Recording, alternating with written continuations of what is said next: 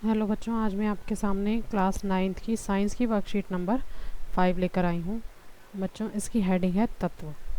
ठीक है, तो इसके बारे में मैं आपको बता देती हूँ। लिखा है, दीदी अभी तक जो तत्व हमने देखे जैसे विलयन, कोलाइड और निलंबन, यह सभी तो अशुद्ध हैं।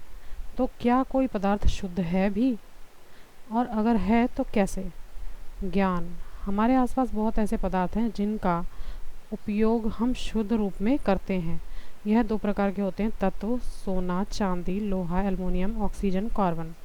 ठीक है बच्चों, तत्व जो होते हैं वो कौन कौन से होते हैं? सोना, चांदी, लोहा, एल्युमिनियम, ऑक्सीजन और कार्बन।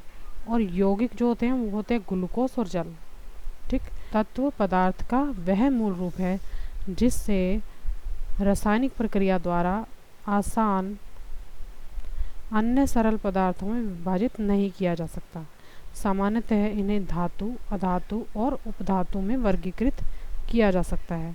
इन सभी के धर्म गुणों के आधार पर यह हमारे लिए अत्यंत उपयोगी है। ठीक बच्चों, अब नीचे दिया है धातु और अधातु में अंतर। ठीक है, किस तरह से धातु और अधातु आपस में अलग अलग होती है, भिन्न होती है। देखो बच्चों, धातु क्या होता है? धातु का पहला पॉइंट है, यह चमकीली तथा ठोस होती है। और अधातु क्या होती है बच्चों? चमकीली नहीं होती। यानी कि जो धातु में लिखा होगा उसका ऑपोजिट उसका अधातु का आंसर होगा। ठीक है, दूसरा नंबर है इसका, यह ताप तथा विद्युत की सुचालक होती है। ठीक है, लेकिन जो अधातु होती है वो क्या होती है बच्चों? कुचालक होती है। लिखा है, यह ताप और विद्युत की कुचालक होती है। तीसरा पॉइंट है, यह तन्य होती है। इन्हें तार के रूप में खींचा जा सकता है। ठीक है बच्चों, जैसे होता है सोना, तांबा, एल्युमिनियम। ठीक है ना, इसको तार के रूप में हम बना सकते हैं। लेकिन जो अधातु होती है वो तनय अथवा आधातवर्धीय नहीं होती। इन्हें तार के रूप में नहीं खींचा जा सकता और ना ही इसको पीटकर महीन चादरों में ढाला जा सकता है। ठीक है, अधातु का ऐसा कोई भी इस्तेमाल नहीं होता तार के रूप में, या उसको चादरों के रूप में परिवर्तित नहीं किया जा सकता। उसकी चादरें नहीं बनाई जा सकती, पर धातु की बनाई जा सकती हैं। चौथा पॉइंट है, यह आधातवर्धीय होती है। इन्हें पीटकर महीन चादरों में ढाला जा सकता है। ठीक है बच्चों, जैसे उसके उदाहरण कौन कौन से हैं? जैसे लोहा, सोना और तांबा। इसका चौथा पॉइंट है, यह प्रतिध्वनि पूर्ण नहीं होती।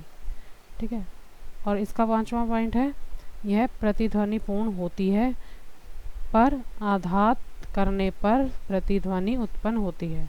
यानी कि जब किसी चीज़ से इसमें चोट करी जाती है धातु पे तो ये आवाज़ करती है ना। जैसे लोहे पे हथौड़ा मारा जाता है या किसी चीज़ से चोट करते हैं तो उसकी आवाज़ आती है, ध्वनि होती है।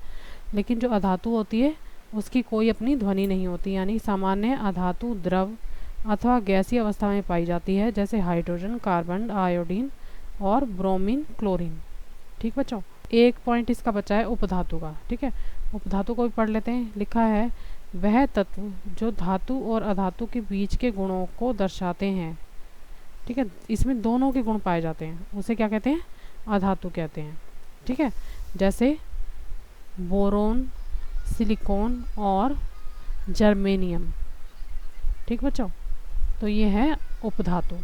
अब इसके 4 क्वेश्चन दिए हैं जो मैं आपको बारी बारी करवा देती हूँ। पहला क्वेश्चन है, तत्व किसे कहते हैं?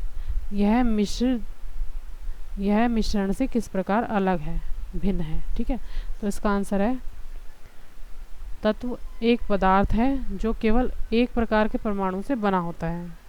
ठीक है, और मिश्रण क्या होता है? मिश्रण दो या दो से अधिक तत्वों का संयोजन है। तत्व शुद्ध होते हैं लेकिन मिश्रण जो होते हैं वो अशुद्ध होते हैं। ठीक है, तो इसका आंसर बच्चों ये लिख सकते हो आप, फर्स्ट क्वेश्चन का आंसर। सेकंड क्वेश्चन है, खाना पकाने के लिए एल्युमिनियम के बर्तनों का उपयोग किया जाता है। यह एल्युमिनियम के कौन से गुण का प्रयोग यहाँ एल्युमिनियम के कौन से गुण का प्रयोग किया जाता है? तो इसका आंसर है बच्चों, एल्युमिनियम का उपयोग बर्तन बनाने के लिए किया जाता है क्योंकि एल्युमिनियम एक धातु है और गर्मी का अच्छा सुचालक है। ठीक है बच्चों, अब क्वेश्चन नंबर 3 में देख लेते हैं क्या लिखा है। क्या कोयला कार्बन का प्रयोग घरों में प्रयुक्त होने वाले तारों के लिए किया जा सकता है? समझाइए। अब बच्चों इसका आंसर मैं बता देती हूँ। कोयला जो होता है वो क्या होता है, धातु नहीं होता। ठीक है, तो इस नहीं कार्बन को घरेलू उपयोग के लिए एक तार के रूप में इस्तेमाल नहीं किया जा सकता, क्योंकि कार्बन अधातु है और यह तन्यता संपत्ति और बिजली का प्रवाह नहीं दिखाता है, यानी कि ये बिजली का कुचालक होता है। ठीक है, कोयला बिजली का कुचालक होता है, यानी कि इसमें से करंट पास नहीं हो सकता। ठीक है, क्वेश्चन नंबर 4, आधात वर्धनीयता और तन्यता की परिभाषा लिखिए। बच्चों आधात वर्धनीयता क्या होता है, जिसको किसी धातु को पीट कर पतली चादरों में परिवर्तित कर देते हैं, शीट बना देते हैं, उसे कहते हैं आधात वर्धनीयता। ठीक है, और तन्यता होता है किसी धातु को पतली तारों के रूप में बदल देना, उसे कहते हैं। तो उसको लिखेंगे कैसे, आधात वर्धनीय यह एक गुण है जिसके द्वारा किसी भी सामग्री को शीट में बदला जा सकता है। ठीक है, और सेकंड है तन्यता एक गुण है जिसके द्वारा किसी भी सामग्री को तारों में खींचा जा सकता है। इसकी जगह आप धातु लिख लेंगे तो अच्छा रहेगा सामग्री की जगह। ठीक है, वरना ये भी गलत नहीं है। ठीक है, तो ये थे बच्चों इस वर्कशीट के 4 क्वेश्चन। अगर आपको मेरा वीडियो अच्छा लगे तो प्लीज़ मेरे चैनल को लाइक करना, सब्सक्राइब करना। Thank you very much.